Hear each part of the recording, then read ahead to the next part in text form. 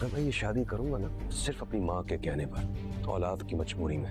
मैं जो वादा करता हूँ तुमसे, तुम्हारी इज्जत में आँच में नहीं आने दूंगा। कबीर, कबीर, इतने अंधेरे में किस तरह रुकूंगी मैं कबीर, मुझे डर लग रहा है। डरने की जरूरत ही नहीं, मैं हूँ ना तुम्हारे साथ। मैं इस बात का भी डर है। हाँ ठीक है भाई, मैंने वो सामने वाला रूम खुलवा दिया है, तो तुम जाके वहाँ सो जाओ।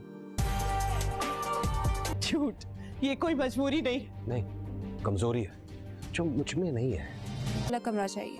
ये क्या बच्चों वाली जिद कर रही हो यार, चलो ना प्लीज। हाँ तो फिर बच्चों की जिद पूरी करते हैं ना, पूरी कर दो मेरी जिद, ले दो मुझे अलग से कमरा। मुझे पागल कर दोगे तुम कबीर, इस हद तक ले जाओगे कि मैं तुम्हें खुद छोड़ के भाग जाऊं। क्या मैं अपनी जान लूं?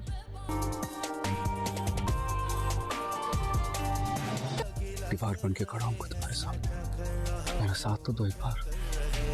नाजरीन, ड्रामा सीरियल मन मस्त मलंग की आने वाली एपिसोड बहुत ज़्यादा इंटरेस्टिंग बनने वाली है। नेक्स्ट एपिसोड में आप देखने वाले हैं मुबीन वफ़ा को साथ लेकर जाएगा और डॉक्टर के पास सारे टेस्ट करवाएगा। तो मुबीन के सारे टेस्ट क्लियर आते हैं और वफ़ा बहुत ज़्यादा परेशान हो जाती है, क्योंकि वो अपनी तरफ से पूरी कोशिश कर रही होती है मुबीन को ये बात कभी भी मालूम ना हो।